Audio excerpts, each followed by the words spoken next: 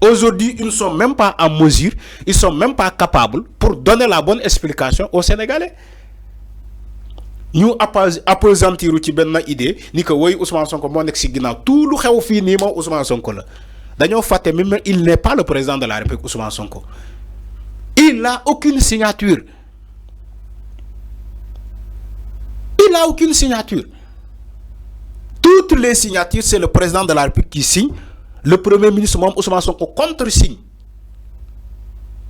Mais Ousmane Sonko, bonne décision lay jël sans le président de la République. Vous croyez que ça se passe comme ça? Ousmane Sonko yeewu un bon jour rek mu ne je vais gouverner le Sénégal. Faalewu ma président de la République. Et diw demal def lii diw defal lii diw defal lii jàpp leen diw tëj leen ko dem leen ngeen jàpp diw tëj leen ko. Et le président il va observer tout ça. Vous croyez que ça se passe comme ça dans une république? Nañu dem jàngiwaat c'est pas comme ça xam nga ñi taxaw dina ay monsieur état am ay monsieur homme d'état.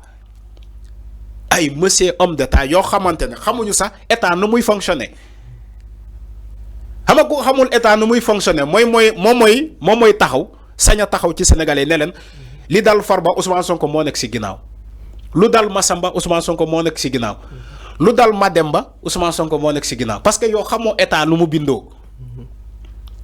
Il est le premier ministre d'accord. Mais il ne peut pas dire ça et ça sans l'approbation du président de la République. Et on a des magistrats. C'est des magistrats qui sont au niveau de la justice. Des magistrats indépendants, autonomes. Même s'ils ne sont pas tellement indépendants, parce que c'est le président qui préside le Conseil supérieur de la magistrature. Il gère les carrières des magistrats. Mais les magistrats, c'est pour nous acter, selon le droit, rendre la loi. Rendre le droit. Magistrat, nous avons. Vous croyez que un Ousmane Sonko va dire à un magistrat, demal nga japp Farba Ngom, mu dem japp ko. Il va pas le faire. Il va pas le faire. Non, il faut arrêter quand même.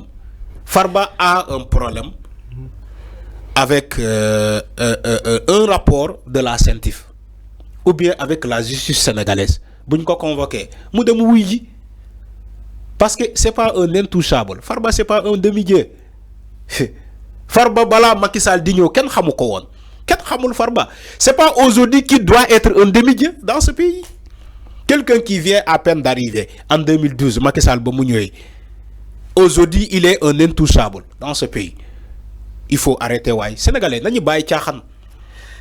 Après Farba il y a une vie. Après Farba, il y aura d'autres. Pourquoi Farba? Oui, Farba, ken du ko yobu kaso. Oui, Farba, ken du ko japp. Kan mo ne day japp Farba? Kan mo ne day yobu Farba kaso? Donc, ils font le procès de Farba déjà. Xam nañ que Farba, il est coupable. Parce que Farba mo ne mom dafa fokale ci xaliss. Xaliss neexna. Voilà le champ lexical que Farba a utilisé dans ces meetings-là. Meeting yi mu organisé récemment. Mom xaliss neexna. Mom dafa fokale mom mo dem ci Macky Sall ne ko jox ma Macky Sall jox nako ñew na jox diw un gars qui a avoué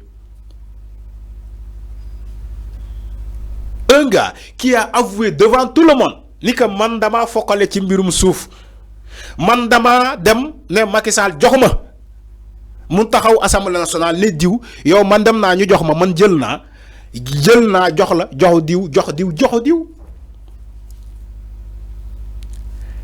L'aveu est la mère des preuves. L'aveu en justice. C'est ce qu'il a fait.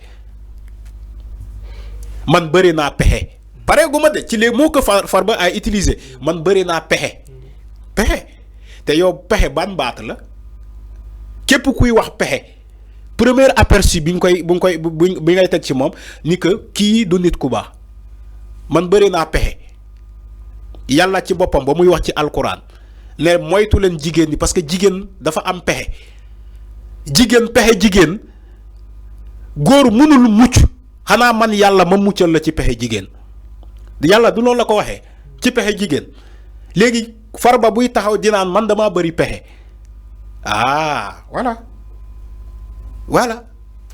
Mais Alpha ba tey moom Farba Ngom moom ginnaaw bi ñu lever son immunité parlementaire en fait léegi nag ñi ngi xaar maanaam convocation mais bien sûr bu ñu dindee malaanal kiraayam ba léegi kenn convoqué wu ko convocation ñëwagul peut-être ñu ngi xaar convocation comme keroog lañ ko dindi peut-être week-end bi après mu tombé ak week-end bi peut-être ñu ngi xaar convocation d'ici 48 heures wala 24 heures parce que il doit être convoqué c'est la suite logique bu ñu dindee malaanal kiraayam lu ci topp mooy la convocation de Farba il doit être convoqué loolu wax man waxuma ko mais suite logique. C'est-à-dire que c'est une obligation judiciaire là. L'obligation judiciaire, moi, après avoir levé son immunité parlementaire, il doit être automatiquement convoqué. Maintenant, on attend la convocation de Farba Ngom.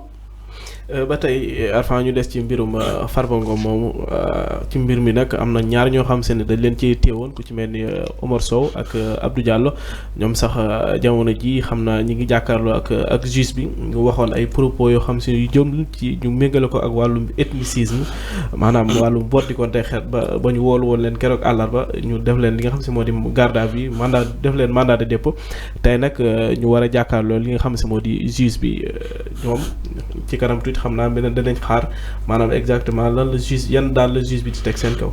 Oui mais bien sûr parce que on est dans un pays de justice képp ku fi wax ay zaar ay baatu ethnicisme dañ laa war a convoquer c'est ce que la justice a fait et avec Omar Sow et avec Abou Diallo boobu parce que ñoom amuñu droit constitution daf ko aaye. ci article 5 de la constitution wax nañu que nit mënul yëkkati ay propos genre à appeler à l'apologie de l'ethnicisme wala leneen ak leneen wax nañu ko ci constitution bi maintenant pourquoi ñi accepter ñoom ñu taxaw tey di wax ay genre baat yooyu que ça soit Omar Sow man nee naa Omar Sow n'est pas sérieux c'est pas un gars sérieux Omar Sow lu ko dal nii kenn yéenewul kenn kaso de ma musuma toog di yéene sama moromu jullit wala leneen kaso mais Omar Sow lu ko dal nii c'est il l'a mérité il n'est pas sérieux le gars là un pays comme le Sénégal qui aspire en voie de développement yow nga taxaw di naan yow boo jullee da ngay ñaan ni que suñu nouvelle autorité yi ñu échoué ci leur mission mooy maanaam Sénégal bañ a dox imaginez quelqu'un qui le dit yow état du Sénégal fay na la non moom Omar Sow il a été ministre conseiller ci Macky Sall ñu koy fay avec l'argent du Sénégal ñu ngi koy fay yow tey ngay taxaw di naan yow boo julee da ngay ñaan dëkk bi bañ a dox Sénégal bañ a dox il est quoi le gars là man waxuma Abou Diallo peut-être Abou Diallo wax na peut-être xolom moo tàng. Voilà mu libérer loolu bu juumee une fois c'est pardonnable Abou Diallo c'est la première convocation non pour Abou Diallo wala bëri na. Oui, c'est énième convocation. D'accord mais nit bu juumee pour la première fois peut-être justice day reconnaître que c'est la première fois nga juum mën na am clémence mais kii répéter la même chose di ko répéter la même infraction répéter même erreur bi. mais kooku juumul kooku ci tayeef la ko defee tayeef la Omar Sow dafa répété loolu bu waxee lii kenn jàpp ko mu dem ci beneen média mu wax lu ëpp loolu mu dem ci beneen média waxaat encore leneen lu ëpp loolu Omar Sow voilà ba pare il est tellement arrogant di saaga ay nit di saaga moom dafay saaga comment tu es un politicien ba pare di gaaw a saaga tu n'es pas un politicien. Qui n'est pas un politicien donc loolu justice moo ko war a corriger justice moo war a def liggéeyam tey maa ngi xaar ci seen procès justice def liggéeyam si la justice le reconnaît coupable ñu dem tëdd seen peine ils l'ont cherché maintenant justice bu leen libéré mu libéré leen je n'ai aucun problème man li may ñaan justice na justice boobu def liggéeyam point que ça soit Mademba que ça soit Massamba je m'en fous en tout cas ñun lu ñu war a respecter lu ñu bokk mooy justice boobu nañ ko respecter nos mœurs parce que Sénégal c'est un pays de valeurs il y a des mœurs il faut respecter les valeurs il faut respecter les mœurs parce que ñun Sénégal yàgg na fi yàgg na fi mais zaari kaddu yu mel nii ñu ngi koy doog a gis. Il y a combien d'ethnies au Sénégal? Combien d'ethnies? Est-ce que mës nga gis fii guerre civile? Yàlla je touche du bois yàlla dafa ñoo dimbale malgré ethnie am Sénégal yëpp mosoo fi gis guerre civile parce que ñun dañoo am ay valeurs ñun on est bien éduqué dañoo am culture ku nekk fonk sa culture ñu boole def métissage culturel ñii di demlante ñii di nekk ay neveu ñii nekk ay cousin ñee di am ay kal suñu biir joolaa bi di nekk kalam di raayante ak séeréer bi ne koy maay sa buur séeréer bi di raayante ak pël bi tukuleur bi mais ainsi de suite njaayee nii njóobe nii ñii ak ñii voilà ce qui fait la richesse de ce pays là. ñaata tarixa la ñu am Sénégal on est tous des musulmans 95% des Sénégalais sont musulmans. Il y a des tarixa ñi nekk Murit ñi nekk Tijaan ñi nekk Layen ñi nekk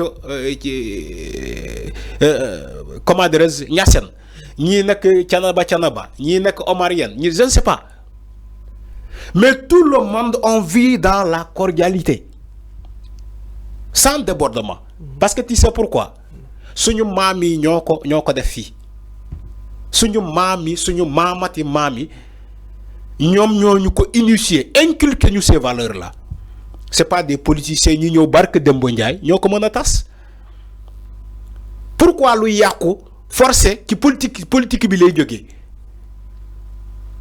pourquoi on doit se poser ce genre de questions pourquoi luy yàq société bi luy yàq suñu Sénégal ci politiciens yi lay jógee pourquoi